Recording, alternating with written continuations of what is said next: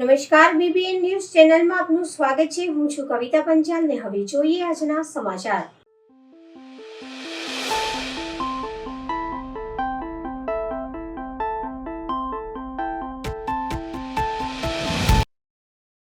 વડોદરામાં ઔધુ ફાટક નજીક ડ્રિંક એન્ડ ડ્રાઈવ અકસ્માત મામલે તપાસની માંગ। શહેરના ઔધુ ફાટક નજીક દિવાળીના દિવસમાં બનેલ દુર્ઘટનામાં એક નિર્દોષના દ્વારા 4 લોકોના બાળકોને મોત થયું હતું। આ ઘટનામાં દારૂના નશામાં કાર ચલાવતા આરોપી સામે પોલીસે તપાસ ગંભીર ચૂક થઈ હોવાનો આરોપ ઉઠાવ્યો છે। સામાજિક કાર્યકર શ્રી મહેન્દ્રસિંહ રાઠોડે વડોદરા શહેર કમિશનરને લેખિત રજૂઆત કરી છે કે આરોપીની કારમાંથી દારૂની બોટલ જપ્ત કેમ ન થઈ, અન્ય સાથી મિત્રોની તપાસ કેમ ન થઈ તથા આરોપીનો મોબાઈલ કબજે કેમ ન લેવાયો। રાઠોડ સાહેબે વધુમાં જણાવ્યું કે આરોપી રાજકીય વર્ગ ધરાવતા પરિવારમાંથી છે અને દારૂબંધીની મહેફિલમાંથી પરત ફરતા અકસ્માત સર્જાયો હોવાની લોકમુખે ચર્ચા છે। મૃતક બાળકોનો પરિવાર અત્યંત ગરીબ અને ફૂટપાથ પર રહે છે।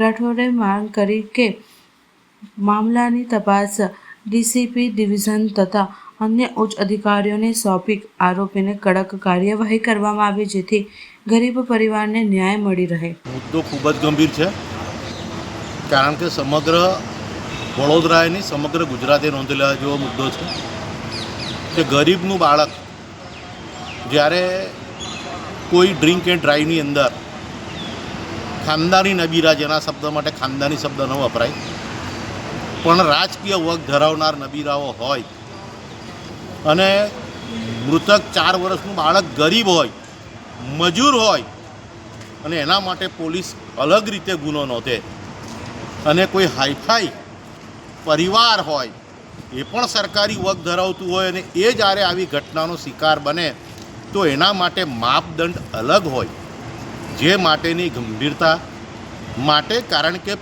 પોલીસ એ પ્રજાનો રક્ષક છે, ભક્ષક નહીં, અને પોલીસના દરેક માટે માપદંડ સરખા હોવા જોઈએ, જેની ગંભીરતા લઈ અમે માનનીય પોલીસ કમિશનર સાહેબ પાસે આવ્યા છે કે ઔધુ ફાટક નજીક ડ્રિંક એન્ડ ડ્રાઈવ કેસમાં થયેલ પોલીસ તપાસમાં ચૂક બાબતે યોગ્ય તપાસ થાય, એ માટે અમે માંગણી લઈને આવ્યા છે।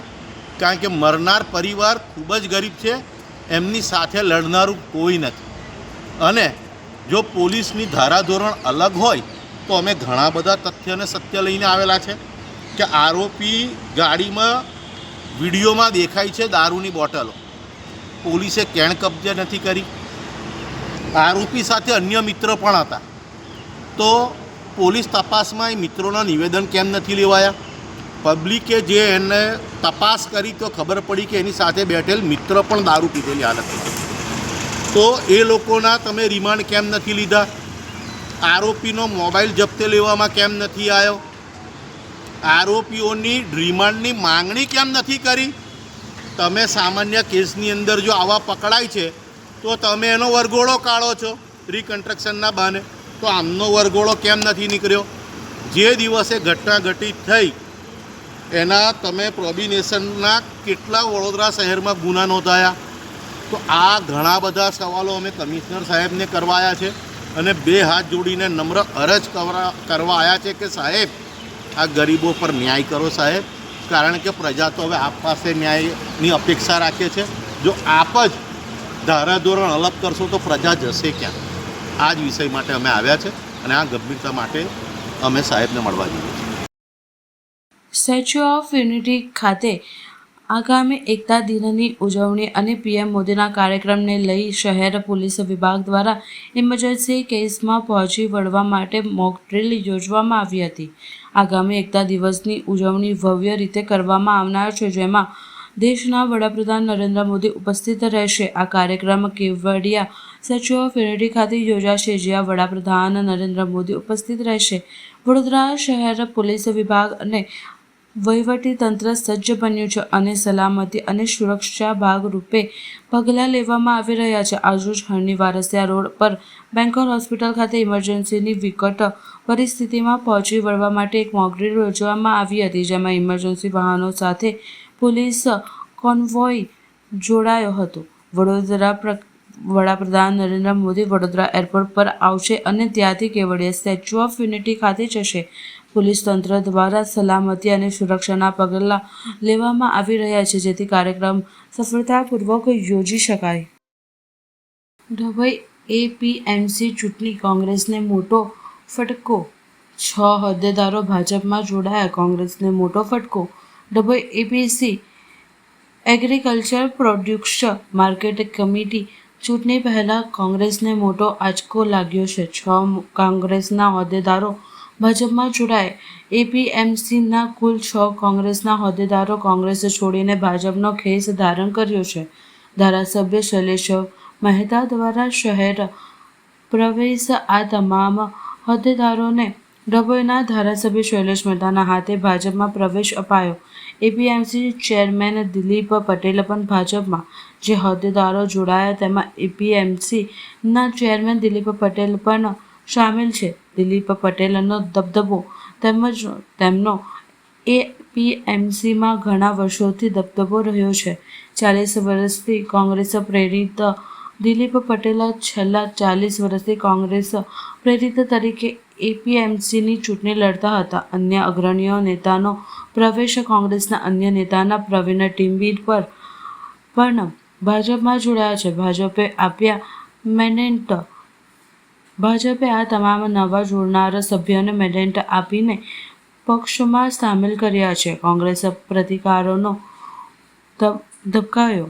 આ જોડાણના પગલે ભાજપની કોશેશ પ્રક્રિયા નિષ્ફળ ગઈ હોવાનું જણાય છે. ઉપસ્થિત મહાનુભાવોના પ્રસંગે ડભોઈના ધારાસભ્ય શૈલેષ મહેતા, વડોદરા જિલ્લા મહામંત્રી બીજે બ્રહ્મભટ્ટ અને અન્ય ભાજપના આગેવાનો હાજર રહ્યા હતા. ડભોઈ સરકાર માન્ય સસ્તા અનાજના દુકાન સંચાલકો દ્વારા પડતર માંગણીઓને લઈ આવેદનપત્ર આપવામાં આવ્યું. ડભોઈ શહેર તાલુકામાં ચાલતી સરકાર માન્ય સસ્તા અનાજના દુકાનના સંચાલકો દ્વારા પોતાની પડતર માંગણીઓને લઈ મામલતદાર કચેરી જઈ નાયબ મામલતદાર પ્રવીણ જોશીને પોતાના પડતર પ્રશ્નોને લઈ આવેદનપત્ર આપી જો માંગણીનો નહીં સંતોષાય તો આવનાર નવેમ્બર માસમાં અનાજના જથ્થાનું વિતરણ કરવામાં નહીં આવે એવી ચીમકી પણ ઉચ્ચારી છે. ફેર પ્રાઇમ એસોસિએશન સરકારશ્રીના પુરવઠા મંત્રીશ્રી અને સંબંધિત અધિકારીઓ સામે વર્ષોની જૂની પડતર માંગણીઓ જેમ કે કમિશનમાં વધારો કરવામાં આવે, પ્રોફાઇલ સહકારમાં વધારો કરવામાં આવે, સિંગલ ફિંગરપ્રિન્ટ દ્વારા 2 બિલ બને, સમિતિના સભ્યના 80% બાયોમેટ્રિક વેરિફિકેશનના પરિપત્રો રદ કરવા, સમયસર કમિશનનું ચૂકવણું કરવામાં આવે, ટેકનિકલ અને વહીવટી પ્રશ્નોનું નિરાકરણ આવે. લાંબા સમયની પડતર પ્રશ્નોની રજૂઆત કરવામાં આવે છે, તેમ છતાંય માંગણીઓ સ્વીકારવામાં આવી એવી ગુજરાત રાજ્યના બંને સંગઠનો all Gujarat fair price shop association અને Gujarat fair price shop and kerosene licence holders association દ્વારા નિર્ણય લેવામાં આવ્યો છે કે જો પડતર માંગણીઓ નહીં સંતોષાય તો નવેમ્બર 2025થી વિતરણ પ્રક્રિયાથી દૂર રહેવામાં આવશે, જેને લઈને લોકોને હાડમારી ભોગવવાનો વારો આવશે એ નક્કી છે. હવે જોવું રહ્યું કે સરકાર કેવા પગલાં ભરશે. આજ રોજ ડભોઈ તાલુકા એસોસિએશન તરફથી અમને જે દર મહિને 20,000 રૂપિયા કમિશન મળવા પાત્ર છે એ 2-3 મહિના લગીને અમને સરકારમાંથી જમા મળતું નથી.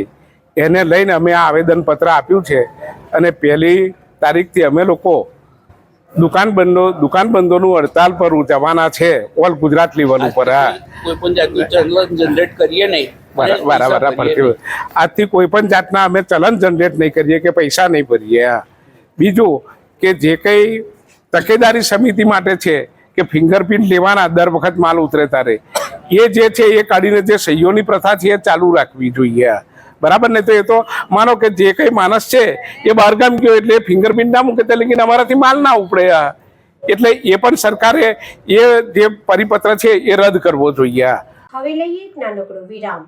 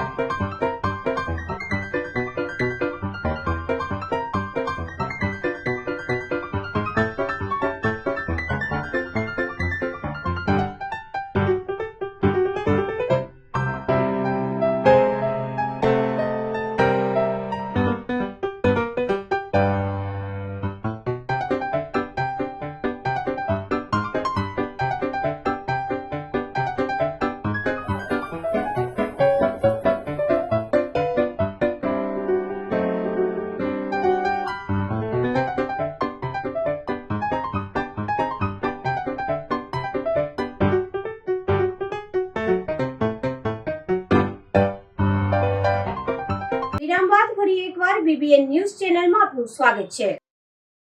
શ્રી જલારામ બાપાની 226મી જન્મ જયંતિ નિમિત્તે વડોદરા શહેર કારેલીબાગ વિસ્તારમાં આવેલ જલારામ બાપાના મંદિરમાં મોટી સંખ્યામાં ભક્તોનો માનો મહેરામણ જોવા મળ્યો. સંત શિરોમણી જલારામ બાપાની 226મી જન્મ જયંતિ વડોદરામાં ધામધૂમથી ઉજવણી કરાઈ. ત્યારે વડોદરા શહેર કારેલીબાગ વિસ્તારમાં આવેલ શ્રી જલારામ મંદિર ખાતે વહેલી સવારથી ભક્તો ઉમટી પડ્યા હતા અને શ્રી જલારામ બાપાની 226મી જન્મ જયંતિ નિમિત્તે મંદિરની ફૂલોથી શણગારવામાં આવ્યો હતો અને શ્રી કરવામાં આવ્યા હતા. જે પૈકી શહેરના કારેલીબાગ વિસ્તારમાં આવેલ મંદિરમાં સવારે 7:30 કલાકે આરતી તેમજ 9 થી 11 દરમિયાન પાલુકા પૂજન, 11:30 વાગે મહાઆરતી કરવામાં આવી હતી અને સાથે ભંડારાનું આયોજન કરવામાં આવ્યું હતું. મંદિરમાં મોટી સંખ્યામાં અંદાજે 25,000થી વધુ ભક્તો દર્શનનો લાભ લઈ રહ્યા હતા.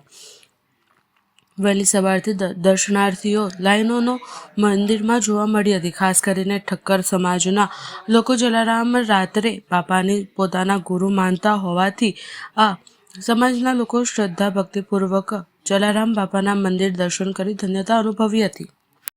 આજે બાપાની 226મી જન્મ જયંતિ છે. કારેલીબાગ જળામાં બહુ ભાવભીથી ઉજવવામાં આવે છે. અત્યારે મંદિરમાં પાદુકા પૂજન ચાલે છે. ત્યાર પછી 226 દિવસે મહાઆરતી થશે અને સાંજે 6:30 કલાકે 226 દિવસે મહાઆરતી થશે. રાત્રે 12 વાગ્યા સ્વામી આરતી કરીને મંદિર બંધ કરશે. અત્યારે ભંડારો ચાલુ થઈ ગયો છે. બ્રહ્મ છાત્રાલયમાં દરેક ભક્તને પ્રસાદ લેવા હાર્દિક આમંત્રણ છે.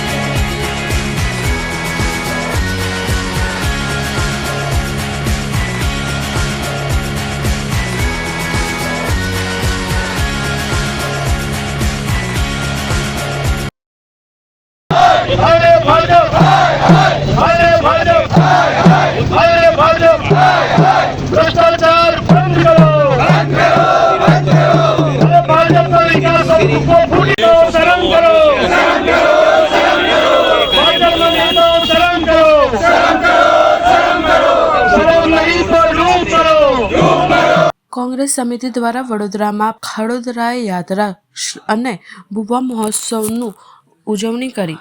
અકોટાથી મુજમૌડા રોડ પર જતા માર્ગ પર છેલ્લા 2 વર્ષથી ભૂવા પડી રહ્યા છે, જેને લઈ સ્થાનિક લોકો અને વાહન ચાલકોને હાલાકી ભોગવવી પડી છે. વડોદરા મહાનગરનું તંત્ર માત્ર વિકાસની વાત કરે છે, પરંતુ વાસ્તવિકતા કંઈ અલગ છે. વડોદરા શહેર અનેક વિસ્તારમાં ભૂવા પડી રહ્યા છે, ત્યારે વડોદરા શહેર કોંગ્રેસ સમિતિ દ્વારા મુજમૌડા ખાતે જનજાગૃતિ કાર્યક્રમ યોજાયો હતો અને કોંગ્રેસ દ્વારા પાલિકાના અધિકારીઓ ગૌરનિંદમાંથી જગાડવાનો પ્રયાસ કર્યો હતો. વડોદરાની પ્રજાના ટેક્સના રૂપિયાનો વેડફાટ કરતા અધિકારીઓને કોંગ્રેસ સમિતિ દ્વારા વડોદરામાં ખડોદરા યાત્રા અને ભૂવા મહોત્સવની ઉજવણી કરવામાં આવી હતી. વધુમાં વોર્ડ નંબર 12ના રાકેશ ઠાકોરે જણાવ્યું કે અનેક વખત કઈ 2 વર્ષથી ભૂવા જ પડે છે. 25 અધિકારીએ કીધું અમને કે 25 ભૂવા પડ્યા હતા ગઈ સાલે, બરાબર, 1 વર્ષ પહેલાં. એને રિપેરિંગ પેટે કરોડો રૂપિયાનો ખર્ચો કર્યો. કમિશનર સાહેબ આવી ગયા, એ ડ્રેનેજ લાઇન ના મળે. એ લોકોને પોતાને ખબર છે કે આ ડ્રેનેજ લાઇન આખી બેસી ગઈ છે, પણ એનું કાયમી નિરાકરણ લાવે. જ્યાં ભૂવો પડશે ત્યાં પુરાણ કરશે ને રિપેરિંગ કરશે, કરોડોનો બિલો બનાવશે અને પછી મોટી મોટી વાતો કરશે. એટલે લોકોને હેરાનગતિ છે. સામ્રાજ્ય સોસાયટીના લોકો એટલા હેરાન છે 1.5-2 વર્ષથી. એ તો પત્યું. અને અહીંયા પ્રયો સાઇટ ને આ બીજી એક ડુપ્લેક્સ છે, ત્યાં ભૂવા પડ્યા. 2 હોટલો આવી છે મોટી મોટી, જ્યાં લોકો બહારના આવીને બરોડાના બહારના લોકોને એ બરોડાનો વિકાસ જો છે, એટલે ત્યાંથી ખબર પડી જાય કે બરોડાનો વિકાસ કેટલો ચાલી રહ્યો છે. એ લોકોને હેરાનગતિ છે. અને આપણા બરોડાનું જે 1 નંબર નામ હતું, જે સયાજીરાવે આપણું નામ રોશન કરેલું હતું, એનું આ લોકોએ ખાડોદરા બનાવી દીધું. શું નામ? રાકેશ ઠાકોર.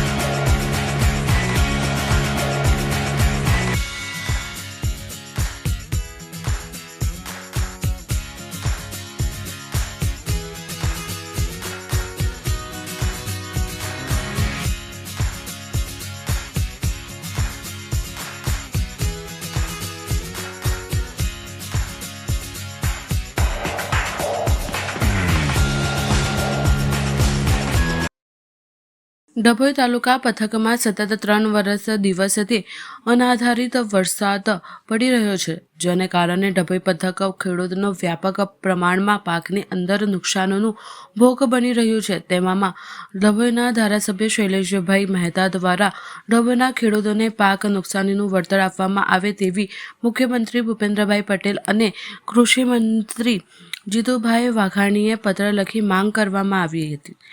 ડભોઈ સહિત તાલુકાના પંથકમાં છેલ્લા 3 દિવસથી અવિરત અમોસમી વરસાદ વરસી રહ્યો છે, જેને લઈને ડભોઈ તાલુકાના ખેડૂતોને પાક ઉત્પાદનમાં વ્યાપક પ્રમાણમાં નુકસાની વેઠવાનો વારો આવ્યો છે. તાલુકાના ખેડૂતોને નુકસાનની સામે સરકાર દ્વારા વળતર ચૂકવવામાં આવે તે માટે ડભોઈના ધારાસભ્ય શૈલેષભાઈ મહેતા દ્વારા રાજ્યના મુખ્યમંત્રી ભૂપેન્દ્રભાઈ પટેલ તેમજ કૃષિ મંત્રી જીતુભાઈ વાઘાણીએ પત્ર લખી પાક નુકસાનની વળતર માટે માંગ કરી છે. છેલ્લા 3 દિવસથી સમગ્ર ગુજરાત રાજ્યમાં કમોસમી વરસાદ માવઠાની પરિસ્થિતિને કારણે ખેડૂતોના ઊભા પાકને, ખાસ કરીને ડાંગર, કપાસ જેવા પાકોને ખૂબ જ મોટા પ્રમાણમાં નુકસાન થયું છે.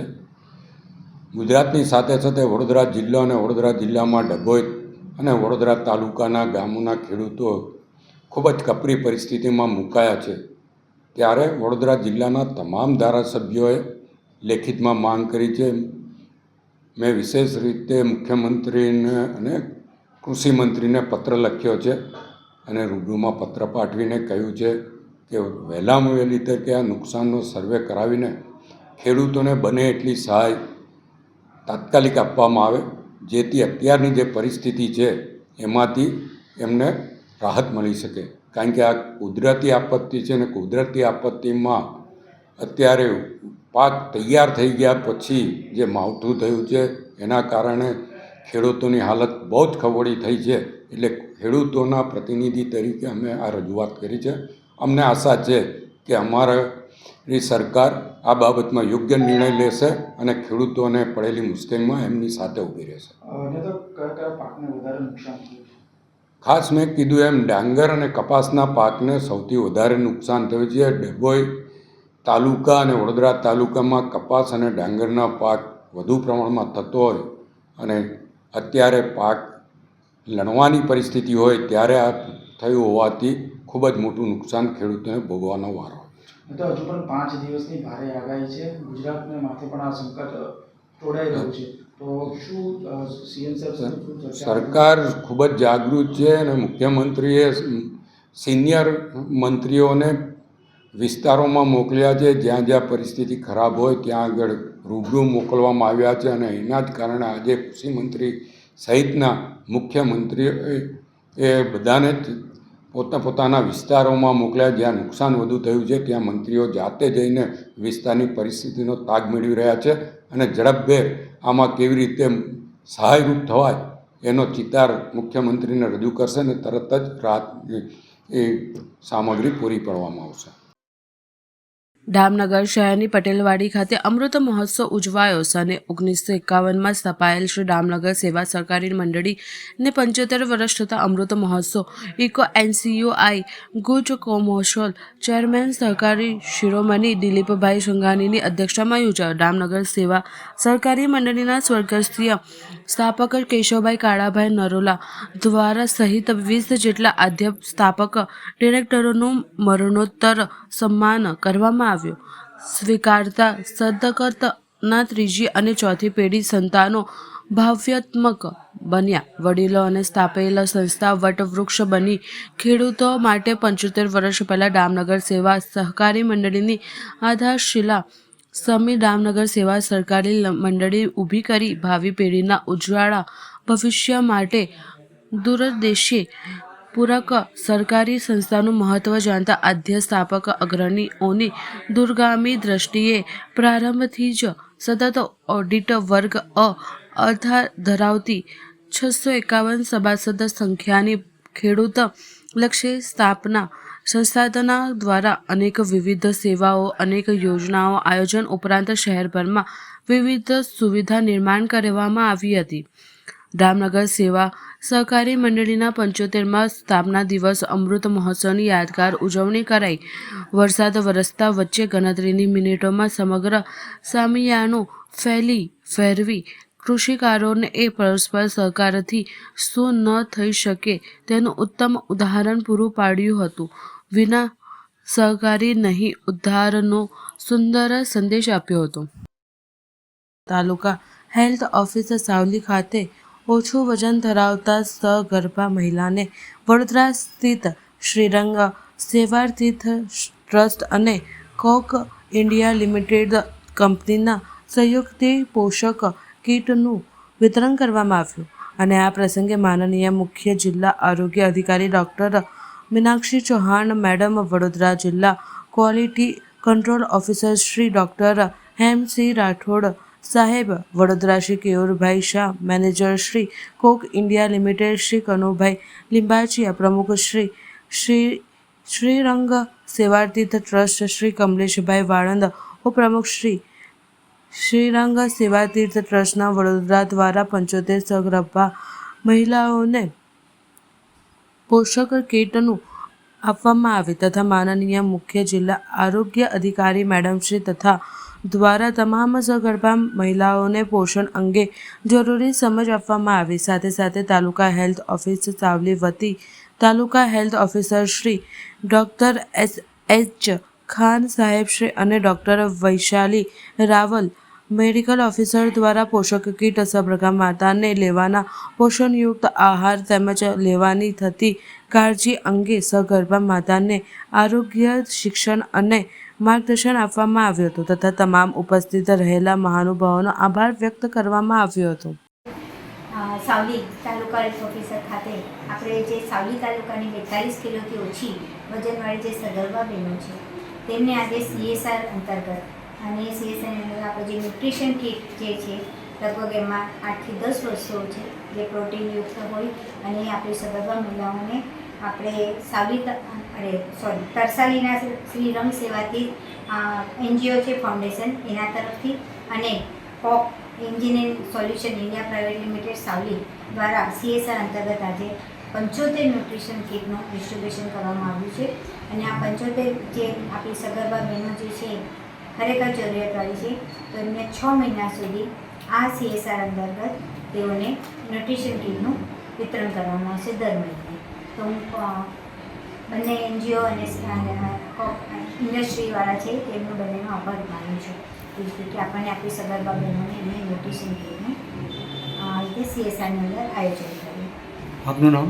હું doctor Meenakshi Chauhan, chief district health officer, Vadodara. આજે મળેલી સામાન્ય સભામાં વડોદરા શહેર ડેપ્યુટી મેયર દ્વારા સભામાં થયેલ કાર્યો વિશે માહિતી આપવામાં આવી. ઓક્ટોબર મહિનાની સામાન્ય સભા હતી.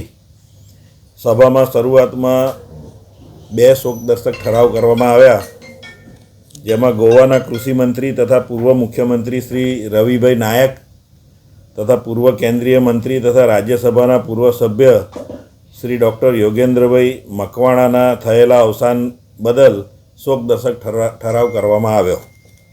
આજની સભામાં કુલ 6 કામો રેગ્યુલર એજન્ડામાં અને 2 કામો વધારાના મળી કુલ 8 કામો હતા, જેમાં સિટી બસ સર્વિસ જે સ્માર્ટ સિટી કંપની ચલાવતી હતી તે કોર્પોરેશન ચલાવશે તેને મંજૂરી આપવામાં આવી. આ ઉપરાંત લોકોની લાગણી અને કાઉન્સિલરોની લાગણીને માન આપી અતિથિગૃહોના નિયમમાં સુધારો કરવામાં આવ્યો. જે પહેલાં અતિથિગૃહ બુક કરાવીએ અને કોઈ કારણસર એમનો પ્રસંગ કેન્સલ થાય, ઘરમાં કોઈ અવસાન થાય તો એ પૈસા રિફંડ આપવામાં નહોતું આવતું, એમાં ફેરફાર કરવામાં આવ્યો છે. અને અતિથિગૃહ બુક કર્યું હશે પરંતુ કુટુંબનું કોઈ સભ્યનું અવસાન થાય તો તે પ્રસંગે રદ કરવામાં આવે તો 18% GSTની રકમ બાદ કરી પૂરેપૂરી રકમ પાછી આપવામાં આવશે. આ ઉપરાંત શિક્ષણ સમિતિના કર્મચારીઓને વર્ધિત પેન્શન માટેની કપાત 14% પ્રમાણે કાપવાની મંજૂરી આપવામાં આવી. વધુમાં રાત્રિ બજારની દુકાનોની મુદ્દતમાં વધારો કરવામાં આવ્યો.